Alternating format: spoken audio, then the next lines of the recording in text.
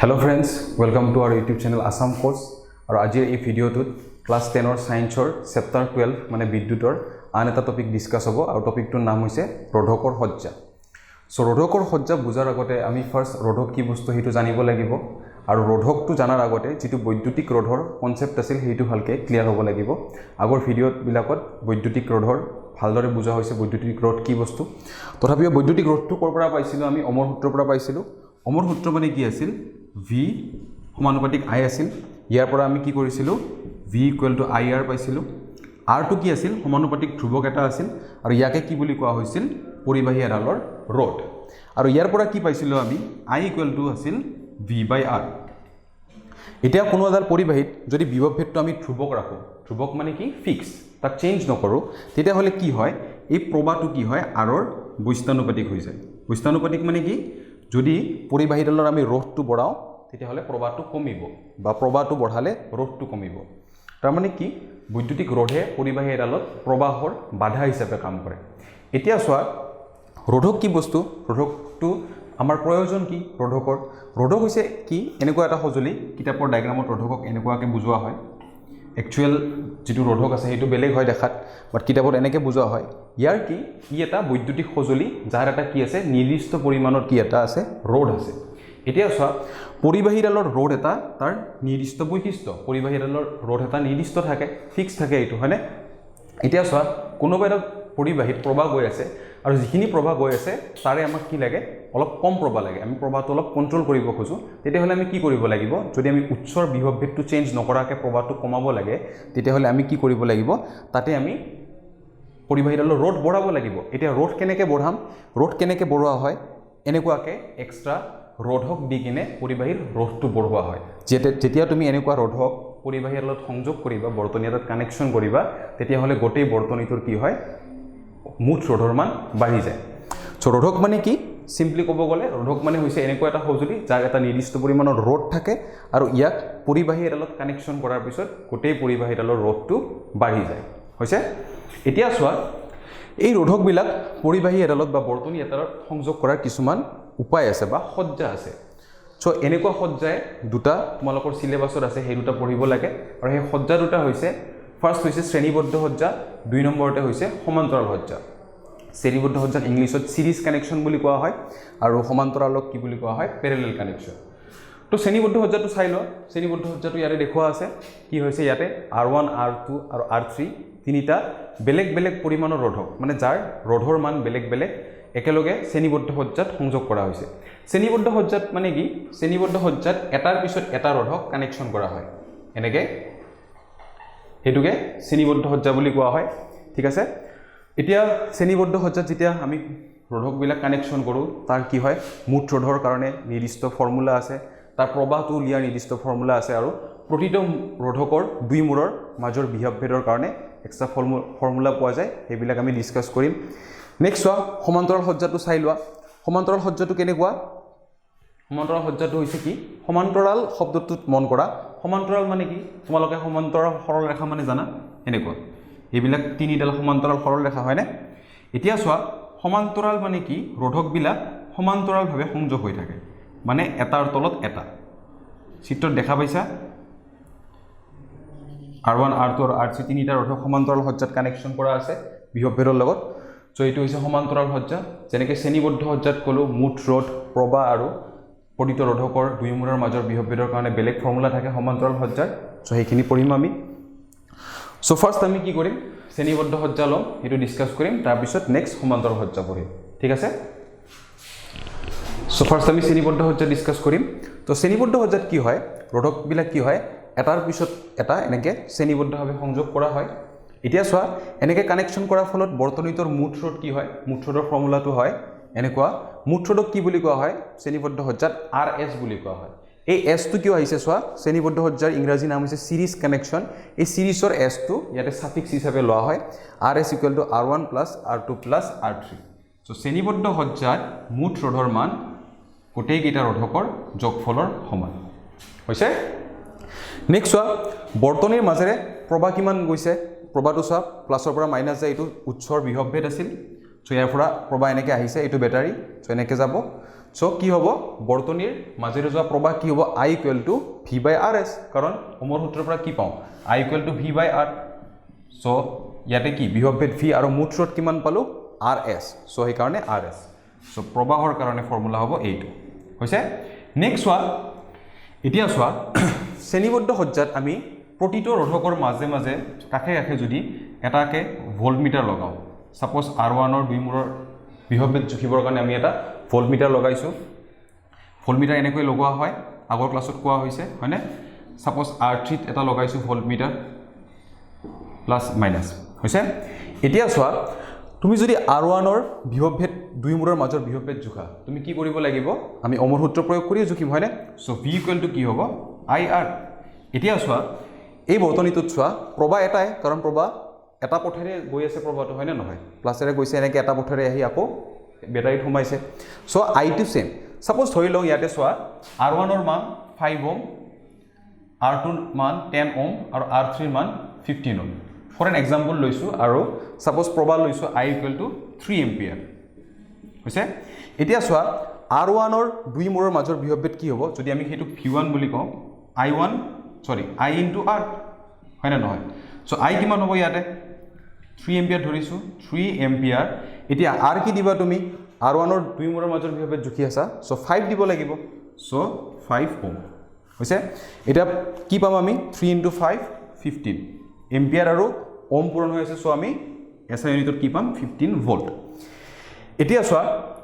next আমি যদি জুখো R3 দুই মূৰৰ মাজৰ বিভৱভেদ এই ভোল্টমিটাৰটো জুখি আছে সো হেইটো যদি ক্যালকুলেট কৰো আমি কি কৰিম আকৌ ওমৰ সূত্ৰ ইউজ কৰিম V3 equal to I into কি হ'ব R3 হ'ব এতিয়া আগৰবাৰ কি আছিল I ইনটু R1 আছিল এবাৰ I ইনটু R3 এতিয়া চোৱা প্ৰবাহটো এটাই গৈ আছে 3 এম্পিয়াৰ কিন্তু ৰোধৰ মান এতিয়া চেঞ্জ হ'ল 15 ওহম হ'ল সো ইয়াতে আমি কি পূৰণ দিব লাগিব 15 সো এনসাৰ কিমান হ'ব 45 ভোল্ট তো চোৱা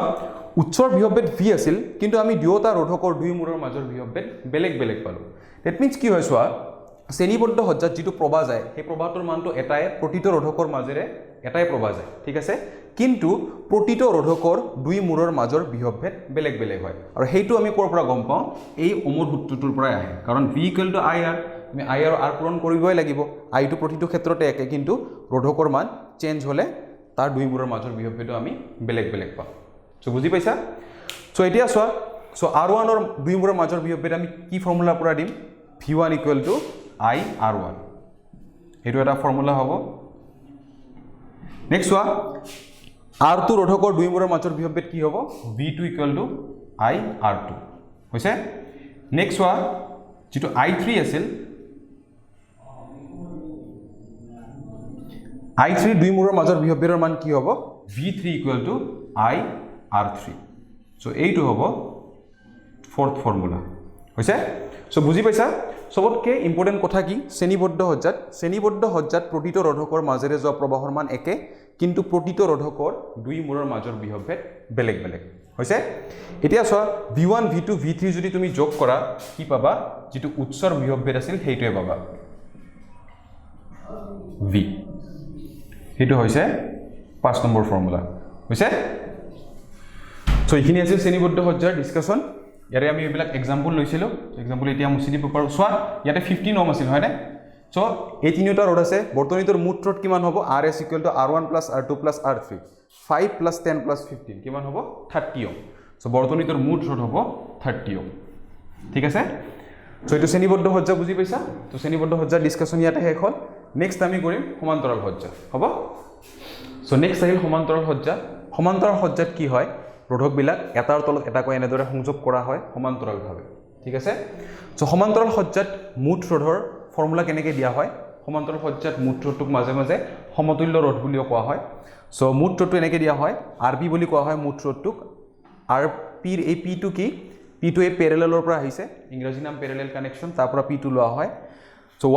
1/RP equal to 1/R1 plus 1/R2 plus 1/R3 হয় মানে গোটেইটা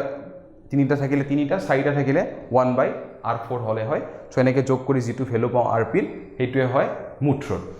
যদি এটা এক্সাম্পল এদি বুজিব খুজিছা আগৰ এক্সাম্পলটো ল'ব পাৰো suppose R1 equal to 5 ohm R2 equal to 10 ohm আৰু R3 ইকুৱেল টু 15 ওহম যদি লওঁ তেতিয়া হলে কি হয় ফৰ্মুলা কি হ'ব 1/RP equal to R1 1 by R1 plus 1 by R2 plus 1 by R3 এটা ফৰ্মুলা ইয়াৰ তুমি ৰোধকৰ মানবিলাক বহাই যাব পাৰা ডাইৰেক্ট সো R1 কিমান আছিল 5 ওহম তাৰ পিছত আছিল 10 ওহম আৰু 15 ওহম এতিয়া যদি এই তিনিটা লসাগু উলিয়াও পাম আমি 30 সে এলসিএম হ'ব 30 সো 5 6 গুণ 30 30 10 3 গুণ 30 15 2 গুণ 30 হৈছে সো এইটো পাম আমি 6 3 9 9 2 11 11 by 30 so that means 1 by rp কি হল 11 by 30 এটা আমি আমাক লাগে rp ভ্যালু হয় না so rp এর কারণে আমি যদি এটো ওলটাই দিও লেফট হ্যান্ড সাইডৰ ইফালে ওলটি যাব so rp ইকুয়াল টু হ'ব 30 by 11 আৰু ইয়াৰ ভ্যালুটো হ'ব দুইটা দিব লাগিব 22 8 7 2 so 2.72 ohm so এনেকে কি হয় আমি rp এর ভ্যালু that means মুঠ ৰোধৰ ভ্যালুটো পাম সমান্তৰাল সজ্জা হৈছে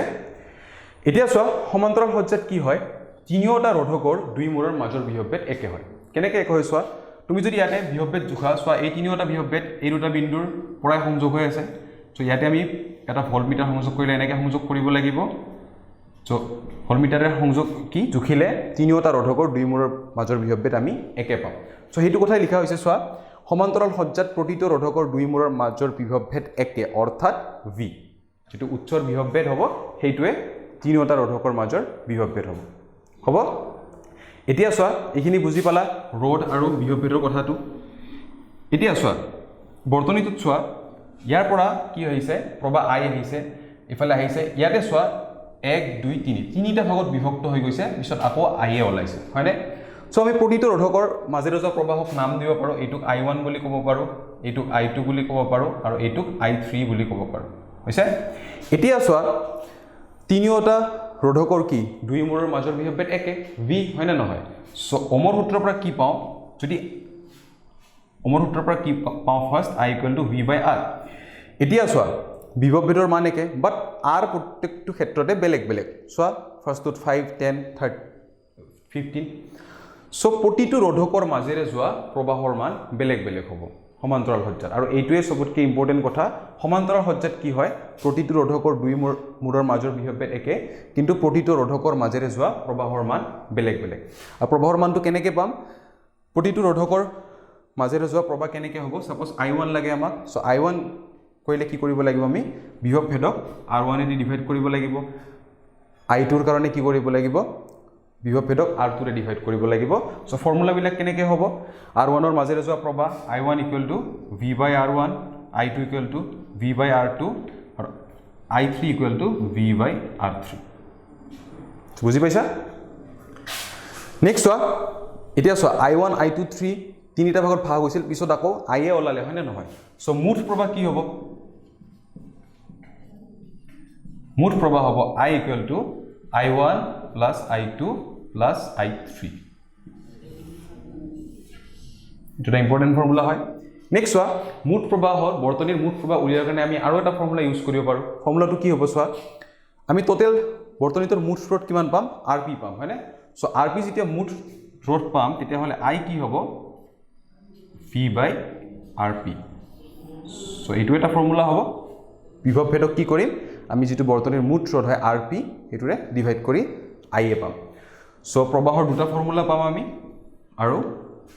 প্ৰতিটো ৰোধকৰ মাজেৰে যোৱা প্ৰবাহৰ ফৰ্মুলা এনেকৈ হ'ব ঠিক আছে সো কি হয় এটো বহুত ইম্পৰ্টেন্ট টপিক হয় মেট্ৰিকত কি হয় ইয়াৰ পৰা কোৱেশ্চন আহে কোৱেশ্চন কেনেকুৱা আহে সমান্তৰাল বা শ্ৰেণীবদ্ধ সজ্জাত নিৰ্দিষ্ট ৰোধ এনেকুৱাকৈ দিয়া থাকিব তোমালোকক সুধিব যে বৰ্তনীৰ মুঠ স্ৰোত কিমান প্ৰতিটো ৰোধকৰ মাজেৰে যোৱা প্ৰবাহ কিমান প্ৰতিটো ৰোধকৰ দুই মূৰৰ মাজৰ বিভৱভেদ কিমান এনেকুৱা কোৱেশ্চন সুধে সো এইখিনি আছিল ডিসকাশন ৰোধকৰ সজ্জাৰ ওপৰত যদি ভিডিওটো ভাল লাগিল লাইক কৰিব আৰু কমেন্ট কৰিব আৰু আমাৰ চেনেলটো সাবস্ক্ৰাইব কৰিব থ্যাংক ইউ